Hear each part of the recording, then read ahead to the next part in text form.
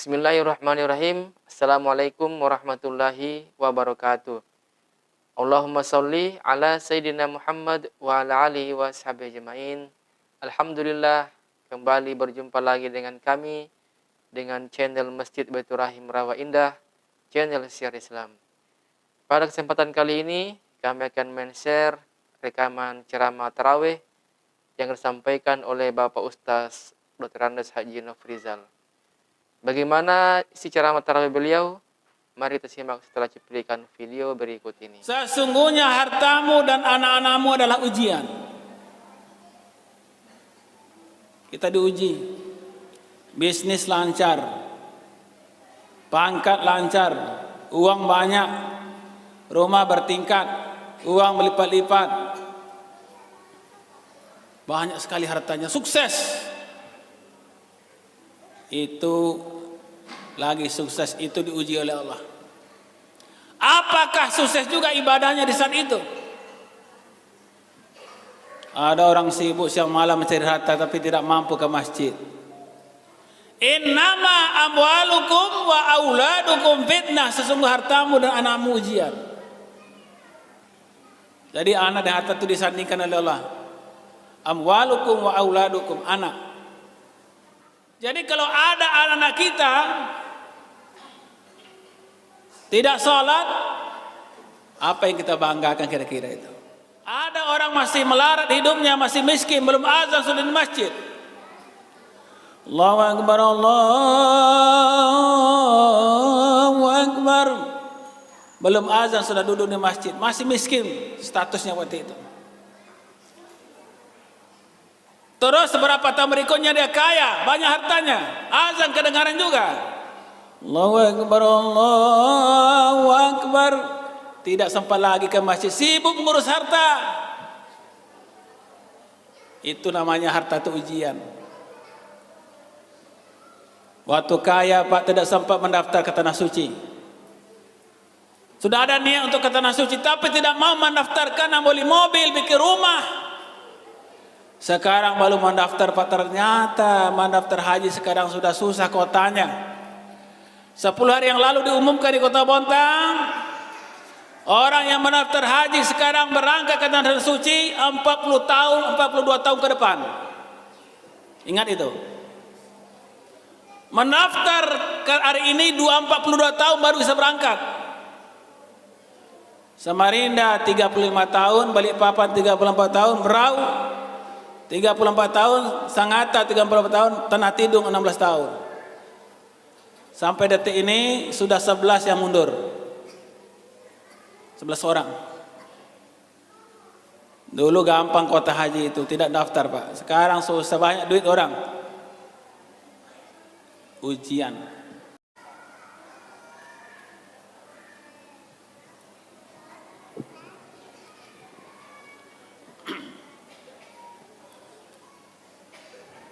Assalamualaikum warahmatullahi wabarakatuh.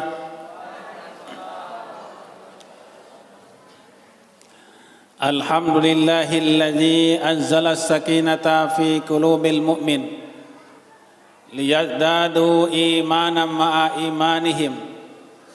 Asyhadu an la ilaha illallah wahdahu la syarikalah wa asyhadu anna Muhammadan abduhu wa rasuluh.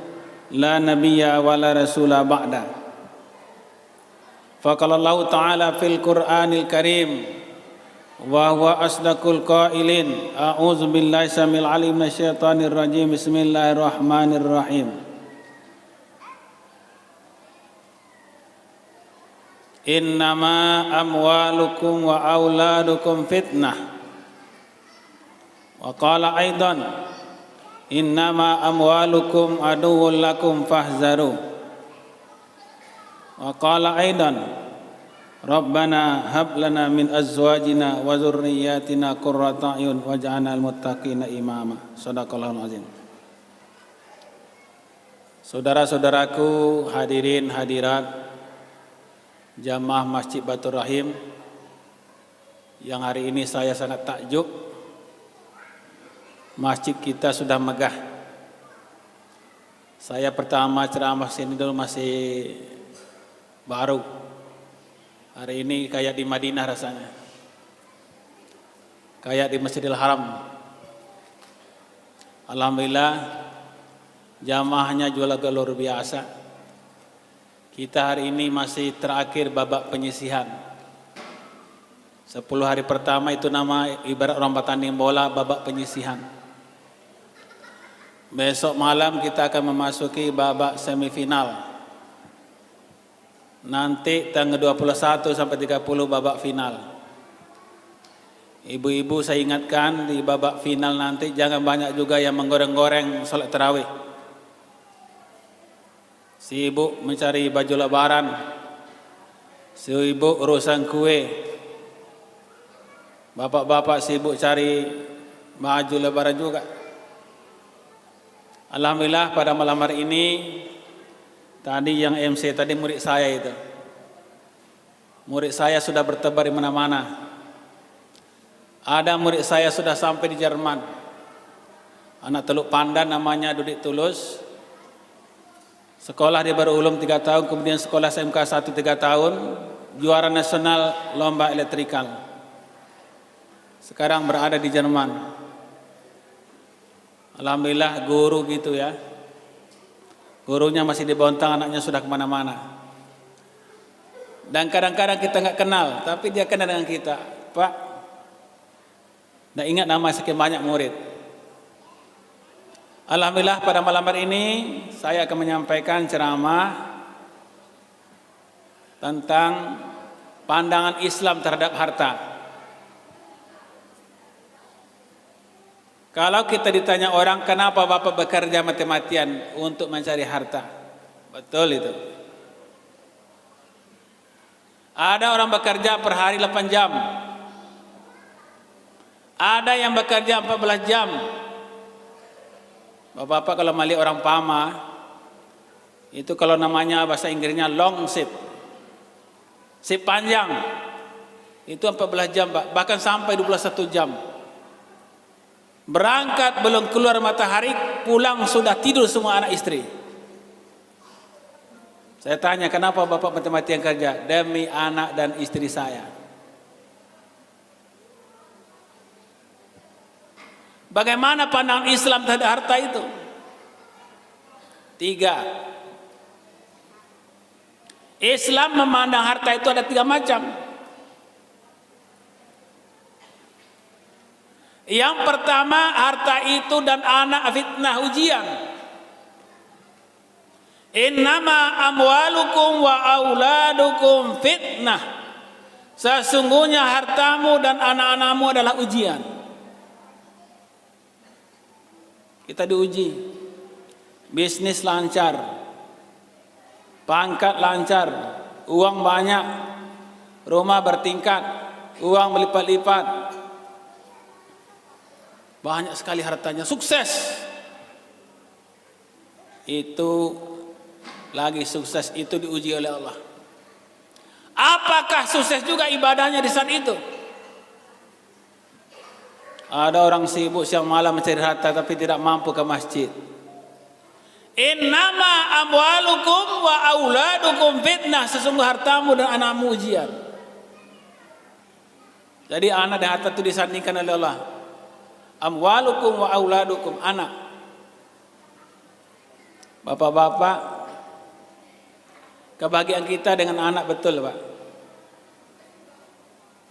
Ada anaknya sudah kuliah. Kemarin itu sudah diumumkan pengumuman SNMPTN lewat jalur rapor. Sekolahan saya Madrasah Aliyah Negeri lulus 16. YPK lulus 47 orang, Pidatra 66. Itu rapor dikumpul semester 1 sampai semester 5, dikirim ke perguruan tingginya, diseleksi nilainya. Dan rankingnya naik terus. Bayangkan, bangga sekali orang tua itu, Pak. Tanpa tes, nilainya diadu. Bangga kita dengan anak-anak kita. Jadi kalau ada anak-anak kita tidak sholat, apa yang kita banggakan kira-kira itu? Kemarin ini sibuk planet bumi ribut.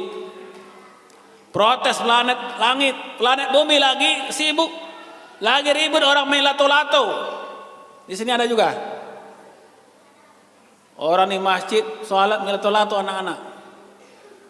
Anak saya tangkap semua itu melato-lato, 400 orang mau lato-lato. Saya tangkap semua, saya sita 3 karung dapat, Pak. Sudah madrasah aliyah, sudah ambil lato-lato. Ini yang pertama, harta itu ujian. Ada orang masih melarat hidupnya, masih miskin, belum azan sudah di masjid. Allahu Akbar, Allahu Akbar.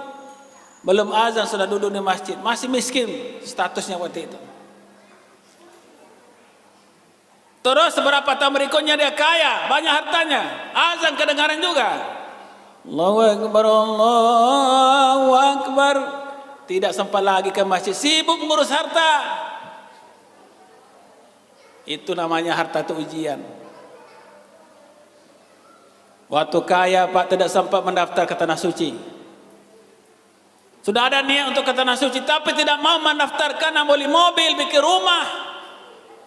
Sekarang baru mendaftar, Pak, ternyata mendaftar haji sekarang sudah susah kotanya. 10 hari yang lalu diumumkan di Kota Bontang, orang yang mendaftar haji sekarang berangkat ke tanah suci 40 tahun, 42 tahun ke depan. Ingat itu. Mendaftar hari ini 42 tahun baru bisa berangkat. Samarinda 35 tahun, Balikpapan 34 tahun, Berau 34 tahun, Sangatta 34 tahun, Tanah Tidung 16 tahun. Sampai detik ini sudah 11 yang mundur.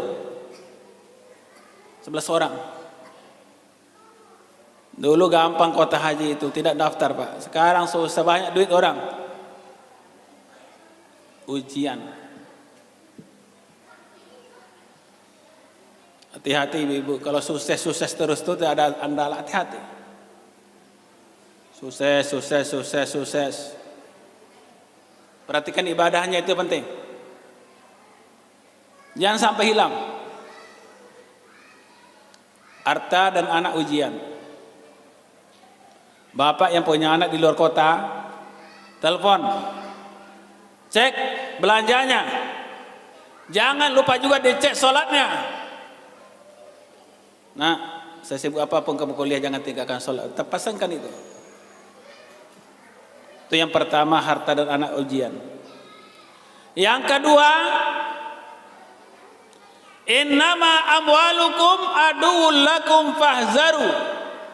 Sesungguhnya hartamu dan anak-anakmu musuh bagimu. Nah, ini bahaya nih, Bu. Bagaimana maksudnya harta itu di musuh? Semakin banyak harta, semakin jauh dari Allah, itu musuh. Anak kita melawan. Bapak-bapak yang punya anak hari ini berapa kali disuruh sholat? Dulu tahun 93-an di Bontang ini 2 kali sudah berangkat anak kita sholat. Nah, sudah azan di masjid sholat. 2023 sekarang berapa kali orang tua menyuruh anak sholat? 30 kali. Ntar. Apalagi dia main HP. Itu luar biasa sekali perjuangan orang tua hari ini. Musuh. Buya Hamka mengatakan dalam tafsir Al-Azhar, harta itu kata beliau ada 3. Yang pertama, ada harta yang disimpan. Banyak orang depositokan uang di bank. Harta yang disimpan akan menjadi rebutan. Nanti kalau meninggal, harta itu berkelahi anak cucu di belakang itu. Dia dimasukkan ke liang kubur, keluarganya berkelahi. Harta yang disimpan akan menjadi rebutan. Makanya kalau bapak punya harta pelikan tanah, contohnya bagi-bagi waktu hidup. Ini jatahmu, ini jatahmu, ini jatahmu. Jadi aman. Akan menjadi rebutan. Yang kedua, harta yang dimakan. Mandre. Mangan bahasa Jawanya. Harta yang dimakan akan menjadi kotoran. Masuk di usus, keluar spitting. Harta yang disimpan jadi rebutan, yang dimakan jadi kotoran. Yang ketiga yang diinfakkan jadi amal. Nah, mana tahu ada kita berinfak paku besi di masjid ini dipakai orang mengalir pahalanya.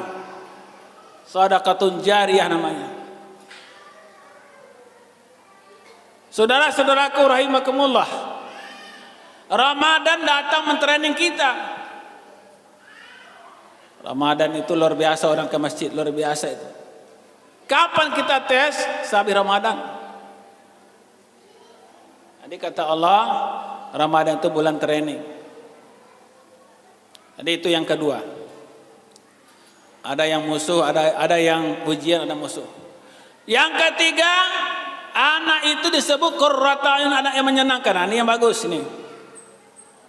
Bapak-bapak kalau punya anak, usahakan anak yang menyenangkan. Contohnya bapak pulang kerja, anak di masjid sholat, TPA, luar biasa itu. Anak bapak menurut semua, tidak banyak ngomong tapi dia paham, dia itu bagus. TPA diserahkan anak ngaji. Nanti kalau kita meninggal bisa dia mengirim doa dengan kita, itu luar biasa itu. Ada juga orang di saat orang tuanya sakit, anaknya semua di Amerika. Anak pertama nggak bisa pulang, anak kedua nggak bisa pulang, anak ketiga meninggal ibunya, anaknya tidak ada depan dia. Sedih dia, menangis dia. Jadi anak yang menyenangkan itu ciri-cirinya, dia tahu dengan kewajibannya. Di rumah bantu orang tuanya, sekolah cium tangan, pulang sekolah cium tangan. Banyak di rumah. Ada juga anak-anak 3 hari nggak pulang, Pak, keluyuran. Orang tua dah capek dia cari. Untuk itu mudah-mudahan saudaraku rahimakumullah, kita ini kebahagiaan itu ada pada keturunan kita. Bagaimana untuk mendapatkan keturunan itu? 2 resepnya. Man salaha min abaihi wa azwajihi. Kalau ingin anak-anak kita menjadi anak yang baik, man salaha min abaihi, bapaknya harus soleh, bagus. Yang kedua, wa azwaji, para istrinya solehah. Insya Allah akan melahirkan anak yang soleh dan solehah. Mudah-mudahan kita semua yang hadir pada hari ini, malam hari ini, mudah-mudahan ibadah kita diterima oleh Allah Ta'ala. Kemudian anak-anak kita menjadi anak-anak yang membanggakan orang tua, membanggakan bangsa. Dan mudah-mudahan kita dalam keadaan husnul khotimah bisa menembuskan nafas terakhir. Demikian ceramah khutbah singkat pada malam ini yang dapat saya sampaikan. Kurang lebih mohon dimaafkan. Adanallahu yakum ajma'in. Assalamualaikum warahmatullahi wabarakatuh. Demikian ceramah tarawih yang disampaikan oleh Bapak Ustaz Dr. Haji Nur Rizal. Semoga apa yang disampaikan kita bisa mengambil hikmah dan pelajaran. Demikian dari kami. Jangan lupa like, share, dan subscribe. Wassalamualaikum warahmatullahi wabarakatuh.